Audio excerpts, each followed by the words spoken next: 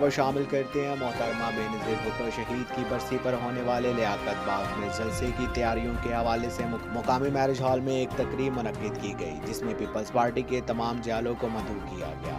مزید جانتے ہیں راجہ محمد فیاض جنجوعہ کی اس رپورٹ میں۔ ناظرین، آپ کو بتاتا چلوں کہ راولپنڈی میں بھی پیپلز پارٹی سرگرم ہے۔ پیراڈائز میں تمام جالوں کو ناشتے کی دعوت پر اکٹھا کیا گیا۔ مختار عباس شکریال امیدوار برائے M&A اور شائلہ رضا اور بابر جدون نے تمام جالوں کو دعوت پر اکٹھا کیا، جس میں 27 دسمبر کے لیاقت باغ کے جلسے کے حوالے سے جلوس نکالنے کے پروگرام کو ترتیب دیا اور تمام علاقوں کی طرح تریٹ مری سے کیسر عباس اور عمران رضا نے اپنے ساتھیوں سمیت شرکت کی۔ 94 نیوز بیورو چیف راجہ فیاض تحصیل مری۔